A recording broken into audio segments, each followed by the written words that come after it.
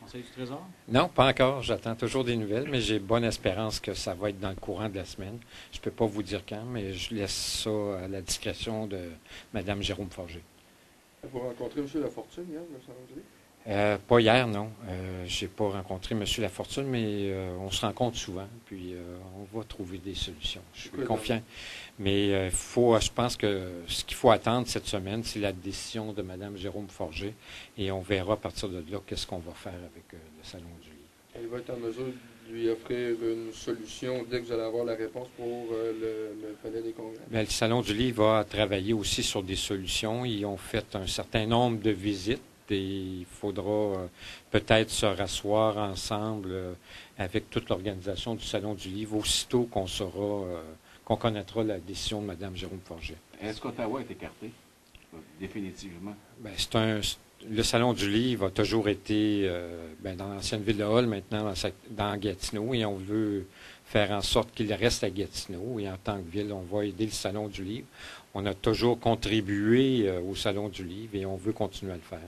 Le square de cité, là, est-ce qu'il va falloir recalculer toutes les soumissions avec le 7 8 de taux d'inflation dans l'immobilier? Parce qu'à chaque fois, il semble que les grands projets, ça dépasse tout le temps. Ce matin, c'est vraiment une décision d'ordre administratif. On n'était pas pour aller de l'avant avec cette solution-là, cette proposition-là. Le comité exécutif a toujours le pouvoir de décider de ne pas accepter l'offre, et c'est ce qu'on a fait ce matin. Et les travaux qu'on nous proposait dépassaient le coût de 40 %. Donc, il y avait plus d'1 million de différence avec ce qu'on avait prévu. C'est beaucoup trop élevé, et c'est pour ça qu'on a décidé de retourner en appel d'offres. Pourquoi vous n'avez pas décidé d'augmenter le budget comme vous l'avez fait pour le Centre du Congrès?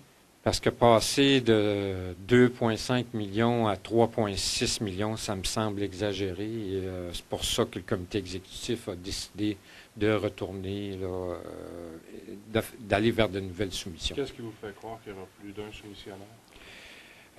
Parce qu'il y avait eu beaucoup d'intérêt au départ quand les groupes sont venus chercher les soumissions. Il y avait beaucoup de soumissionnaires et nous, on veut retourner.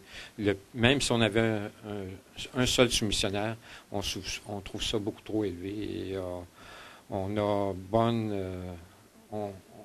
la conviction qu'on va avoir une économie de coût si on retourne en soumission.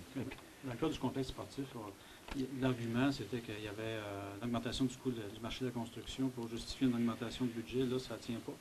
Bien, comme je vous le dis aujourd'hui, la différence, c'est 40 % Et dans le cas du complexe sportif, c'était pas de l'ordre de 40 % Là, c'est vraiment un seul soumissionnaire, 40 % de plus qu'on avait prévu.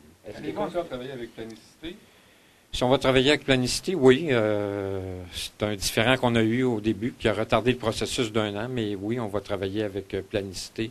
Planicité est une organisation là, qui travaille souvent avec la ville de Gatineau. Est-ce que les constructeurs sont devenus trop gourmands à Gatineau du fait qu'ils profitent de la manne que Gatineau se construit toujours? Je ne pourrais pas dire qu'ils sont trop gourmands, mais je pense qu'en tant qu'administration publique, il faut faire attention à contrôler les coûts. Et ce matin, je suis très, très à l'aise comme administration de dire qu'on recommence la soumission et c'est les contribuables qui vont être gagnants dans ce projet-là. Qu'est-ce que vous retenez du sondage du droit qui vous donne 51 % des voix s'il y avait des élections? Bien, je remercie les citoyens. C'est la confiance qu'on fait aux maires, qu'on fait à l'administration, qu'on fait au conseil, parce que j'aimerais remercier aussi les membres du conseil ce matin. Le maire n'est rien sans son conseil et les projets qu'on a votés, qu'on a réalisés, c'est pour ça qu'on a un bon taux. Ce matin, le sondage dit 70 % de taux de satisfaction. C'est sûr que j'aimerais peut-être être à 80 %, mais 70 % quand même à mi-mandat, c'est très bien. Et je suis surtout fier de 2 statistiques. Celle envers le conseil municipal, où 72 % des citoyens se disent satisfaits de leur conseil municipal et 84 % des gens jugent que le programme électoral est en voie de se faire et il y a une bonne compréhension qu'on est en train de réaliser ce qu'on avait dit qu'on ferait. 2 ans avant l'élection, la maire Ducharme avait 48 % des intentions de vote. Vous avez 51. Comment vous voyez ça? Est-ce que ça vous inquiète? Ça ne m'inquiète pas, mais il faut travailler tout le temps très, très fort. Même si on a 70 %, comme je le disais, de taux de satisfaction, ça change très vite en politique. Et j'ai pas dit même, il faut travailler un terme à la fois. J'ai pas dit hier que nécessairement que j'allais être candidat. Je vais attendre beaucoup plus tard.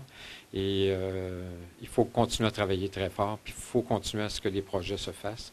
Et il faut peut-être aussi annoncer nos bons coups davantage, parce que on entend souvent des difficultés qu'on rencontre, mais on a souvent plusieurs bons coups qui ne sont pas connus. Par exemple, je pourrais vous dire qu'on est en train de réaliser les 30 parcs orphelins de la ville de Gatineau. C'est un dossier qui traînait depuis des années, et ces 30 parcs-là vont être réalisés là, vers la fin 2008. Donc, c'est un bon coup, mais souvent, on ne fait pas connaître assez nos bons. Mais là, vous ne savez pas si vous allez vous présenter? Pardon? Vous ne savez pas encore si vous allez vous présenter à la prochaine élection? Non, je ne donne pas ma réponse tout de suite, mais on fait un terme à la fois et je suis là pour les citoyens, pour la bonne administration et je travaille en collégialité avec les membres du conseil, mais je suis très fier du 72 % que le conseil de ville a eu pour ces 2 premières années-là. Oui, mais vous avez hésité.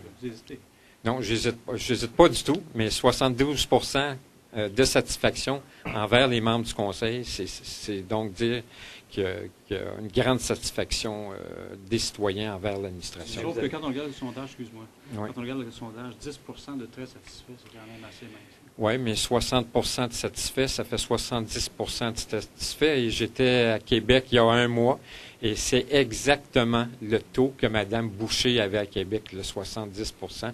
Donc, je me considère très chanceux. Et si je regarde d'autres villes, je ne suis pas sûr qu'il y aurait le même taux. Mais je suis fier ce matin du 72 % envers le conseil municipal. Avez-vous hâte de connaître vos adversaires? Ça, le temps le dira si on en aura, puis quels seront les adversaires, mais comme je vous le dis, je fais un mandat à la fois. On va faire une prochaine année, on va voter un nouveau budget et on va avancer. On va faire le premier terme. Mais vous n'avez pas déjà dit à CJRC que vous étiez intéressé à faire un deuxième mandat avec Philippe Brûlé? Vous aviez dit, peut-être un peu. Bien, j'ai déjà dit que c'est à M. Brûlé, à CJRC, en fait, dans une ligne ouverte, que j'y pensais, mais ma décision n'est pas prise. Il faut faire un terme à la fois et je n'en suis pas rendu là encore. Merci.